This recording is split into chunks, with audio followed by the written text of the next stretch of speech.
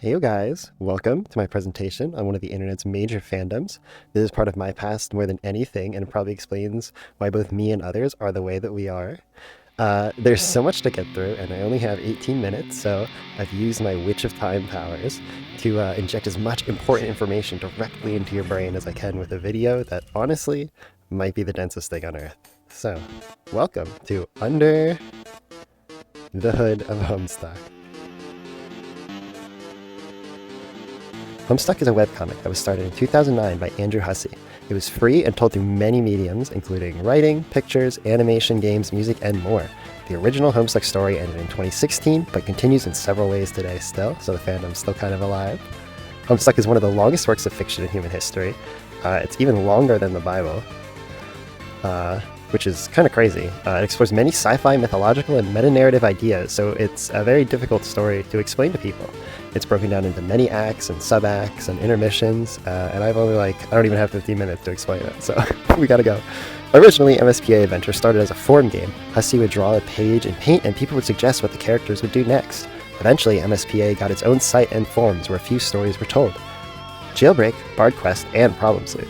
Many users would make music for the stories too. Many more people contributed to the amazing Homestuck soundtrack, including Toby Fox, who would later make Undertale, which is full of Homestuck references. Here, we have the first page of Homestuck. You can see the command prompt is how the story is moved along, and the characters are controlled like a game. They also interact with each other mostly through text chats known as pester logs. Some of these can be really long, which is where a lot of the word count comes from.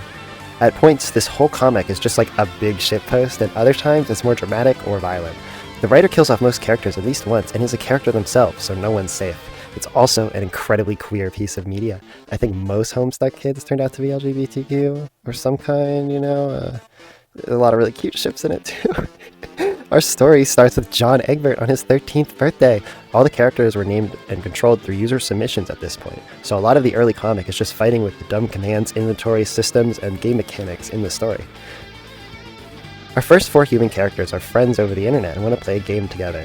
The game is called Spurb on Earth. It allows one player to control and edit another player's real home like it's The Sims, and deploy devices all over the place for the game.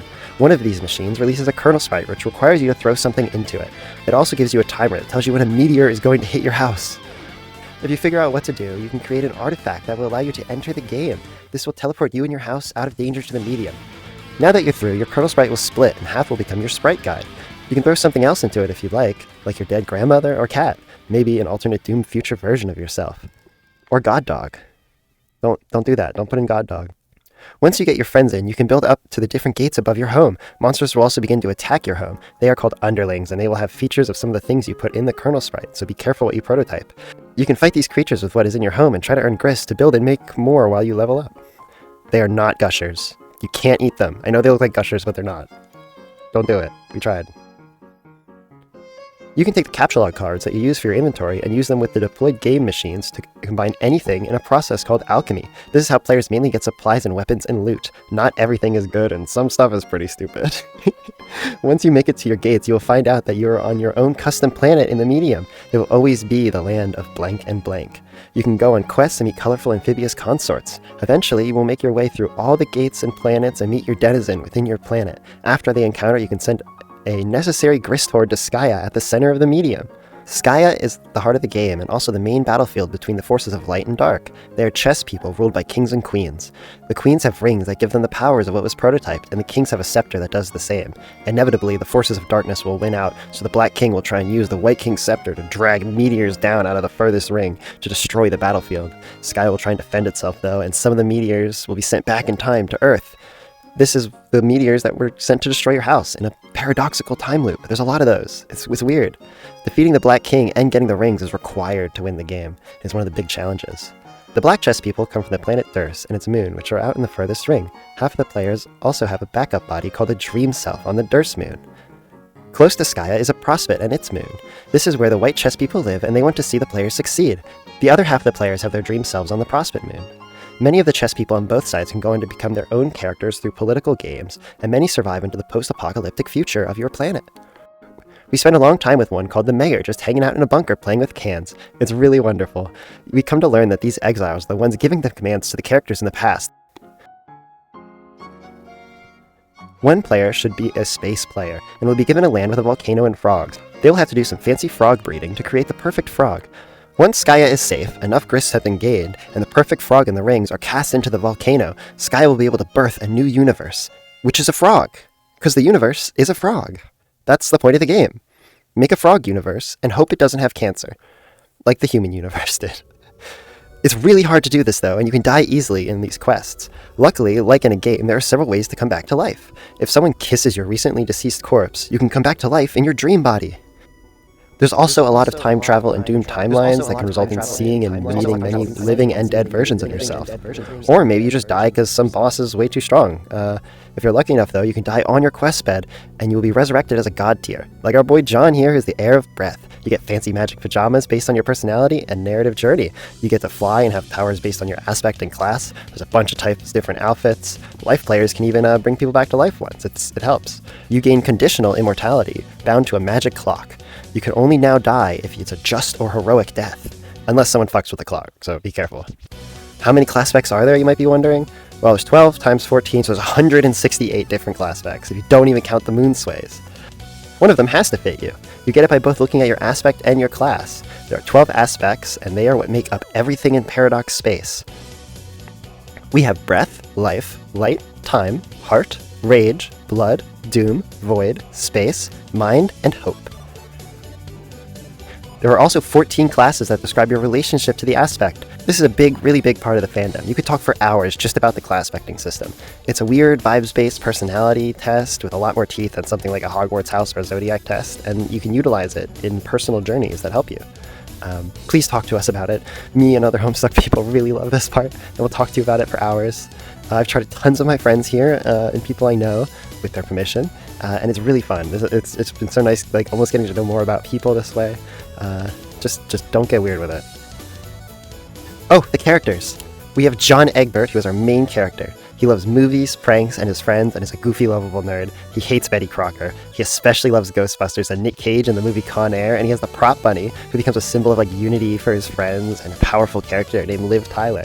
John or June is best boy or girl, and we love them a lot. They're really great. Rose is the second human we see, and she's a very sarcastic young girl who loves the occult, knitting, reading, and writing. She was raised by her alcoholic mother. She uses knitting needles as wands and goes grimdark at one point after interacting with the eldritch horror terrors that live in the outer ring of the medium. She's part of the OTP. Dave is obsessed with irony and rap and memes, and being the cool guy who's totally not gay. He was raised by his abusive and neglectful bro. His bro's obsessed with like creepy and homoerotic puppets. As a time player, Dave is very skilled at management and time shenanigans. He has like a reluctant hero's journey kind of thing going on, and a few alternate sprite versions of himself out there that are great characters of their own. Jade is a goofy, sleepy, energetic girl who loves all forms of art and technology and gardening. She grew up alone on an island after her grandfather passed away. Her guardian was a god dog who guarded Earth and is powered by the green sun. She's kind of weird and a bit of a furry, but not one of those weird furries. This works out for her though, because she actually gets to become one herself. Much like how Rose goes grimdark, Jade eventually goes grimbark. Now it's time for the trolls. Early in the story, several internet trolls are harassing the humans. They're based on like actual troll stereotypes back then. You find out that they're actually aliens called trolls and that they've played the game before. Eventually, the trolls are fully integrated into the story and cast as both allies and enemies, and they're a major part of the story. Most of them live on a planet called Alternia, where they're a more violent conquering race that has broken into a blood caste system. 12 of them played a game that created the human world, but they did it bad. Their world's guardian was a weird cue ball puppet man instead of a good boy doggo boy. That's why they're fucked up. Trolls have a different biology than humans, and I won't go into it, but let's just say it involves buckets. Trolls have 4 different types of romance based on card suits. There is like standard romantic love, there's like love between partners like best friends, there's love between enemies like hate fucking your rival, and there's a mediation role where a third person keeps 2 rivals from killing each other in like a balancing act. This shit was kind of fucked up. I mean, it's really great, but it also did fuck us up, you know? The trolls also helped expand the cosplay community for Homestuck exponentially. I got a cosplay too, look. Let's try and meet the 12 trolls. There's Carcat, who is the main troll. He wants to be the leader and yells and curses a lot. He's precious and secretly hiding his blood color, and he loves his friends a lot. Aradia starts as the depressed, creepy girl who goes on a huge arc to become the creepy, cheery girl. She's one of my favorites. Tavros is a lack of confidence and loves things like troll animals and Pokemon. He wishes to be like his favorite character, Troll Peter Pan. He has a successful character arc too, so much so we get a whole little dance of it. Solix is the Doomer programmer, but is overall a really nice guy. He's psychic and themed around duality. He suffers a lot in the story, so give him a pat. Nepeta is the shipping-obsessed cat girl. She likes text-based RP and is in a friend relationship with one of the other trolls, Equius. Nepeta and Mulin deserve better.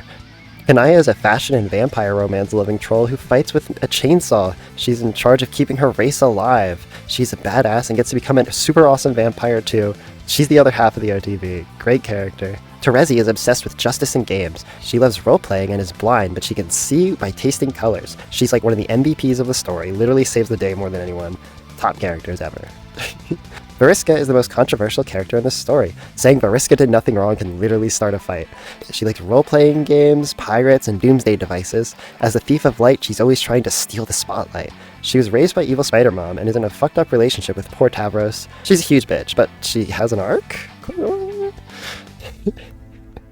Equius is uncomfortable to be around. He's muscular, sweaty, racist, and loves milk. He's too strong to use a bow, so he fights with his fists, and he likes horses a little too much, maybe. He does some sus shit, but he kind of gets what he deserves, so it's alright. Gamesy is a juggalo stoner clown. He's part of a religious troll cult centered around insane clown posse lore. Sometimes he's harmless, and sometimes he's a problem. Dude's a big fucking problem. Speaking of problems, meet Aridin, number 1 POS. He likes magic and romance, and he thinks he's the chosen one because of some Harry Potter complex. Dude needs a fucking fedora too. He just fucks shit up because he sucks. Fuck Aridin. Fuck Aridin. Seriously, fuck Aridin. Seriously, you wouldn't believe how much one person can fuck shit up in 30 minutes. It's almost impressive. Fuck him. Anyway. Theferi is the manic pixie dream girl of Aridin's dreams, who's too pure for this story. She loves the glove, she loves the sea and cuttlefish, she's like Ariel if she was next in line to the murder empire of suffering. She was raised by an eldritch being who demanded sacrifice. She's the highest blood color, so she's next in line for the throne. The current queen of the trolls is her ancestor, the Condess. She lived a very long time and is from another group of 12 trolls that are the ancestor of our original trolls. We don't have time for them. She's also Betty Crocker. Yes, that one. There's actually a lot of villains in Homestuck. Betty Crocker, Guy Fieri, the Insane Clown Posse, a lot of different chess people and jacks with various abilities and goals. There's the Midnight Crew, who are exiles and are themed after the card suits. A lot of the intermissions are spent with the Midnight Crew fighting the Felt. The Felt are based on pool balls and all have different unique time-based powers. This makes them very hard and confusing to fight. There's also Snowman, who used to be the Black Queen. You have to kill her last or else the universe will end early. They all work for the main villain of the comic, an indestructible time demon named Lord English. He's the pool cue. It's a metaphor. The Felt are a species called leprechauns who have their own special 9-quadrant romance system based on charms. I'd love to go into it right now, but I think there's more important stuff, like clown gender and horse gender. Oh my god, clown gender. Here we have the clown gender chart marked with some celebrities and me and some of my friends for you to look at. So as you go up, the concept of gender ceases to exist. Nut!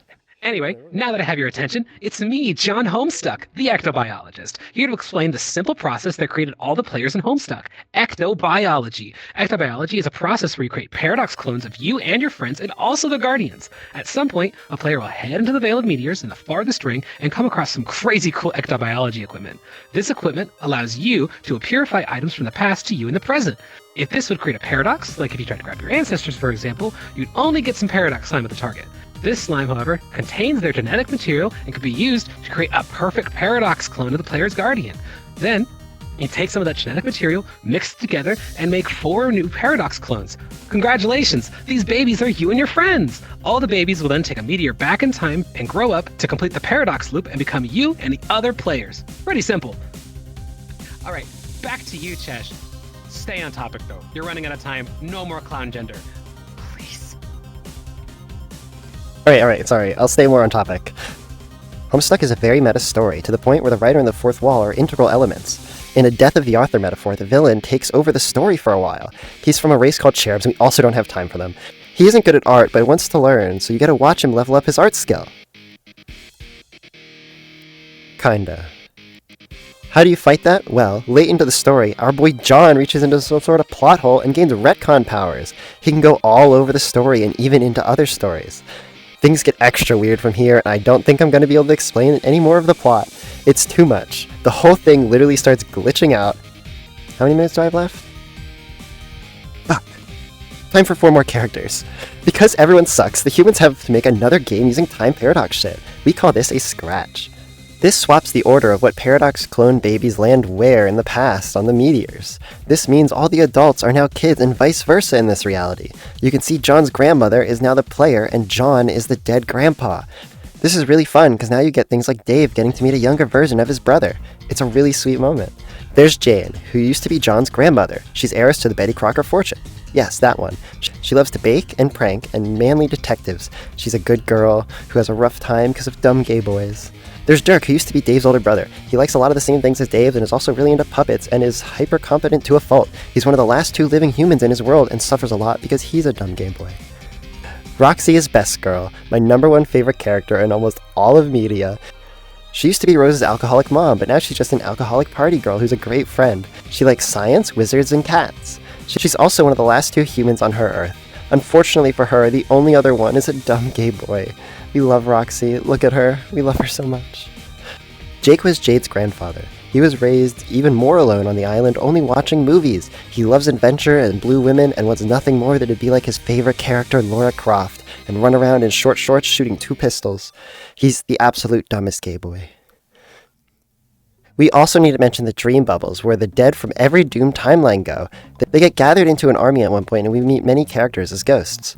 We meet 12 more trolls called the Dancestors, who are from the game before the troll game and also scratched their session because they fucked up. They're based on, like, Tumblr stereotypes. Look, that's me up there, the one I'm cosplaying. That's Mulin. Mulin is amazing, like a lot of the Dancestors. They're all great, except for, like, 3. I think I should just talk about Mulin for the rest of the time. She's like a Tumblr stoner fangirl who's obsessed with shipping and is a cat. Everyone should love her. Even Snoop Dogg loves her. He likes Nepeta too. She's never done anything bad except for date a dumb clown boy, and she doesn't become more relevant in Homestuck to her personal... Hey, Chesh, back on topic. Anyway, the Homestuck fandom itself is also its biggest controversy and asset. Many anime conventions were flooded with young cosplayers covered in body paint, and those cosplayers then flooding other parts of those hotels and conventions with said body paint. There's also the whole Sharpie thing, which, there's also kids throwing buckets and spitting in them. And didn't help matters that there's also a very big Kickstarter game that ended up not being that good. But on the bright side, it led to some amazing game content called Hive Swap and Friend Sim, and also Pester Quests. And this kind of started this really nice era of Homestuck. And there's a lot of great people out there that don't like throwing buckets and smearing the walls with gray paint. They actually love talking about their favorite things, like the person giving this presentation, who very clearly wants to just keep talking for hours about it. It's a wonderful community full of wonderful people. It's not all bad. Also, I recommend Psycholonials. It's about clown socialism and other things, and it's really good. Anyway, thank you for coming to our thing. They obviously have some sort of happy ending at the end of their story, but I think you should read it and find out. There's so much in it. There's something for everybody. And thank you so much for coming to my way too long presentation. Thank Bellathor too. Goodbye.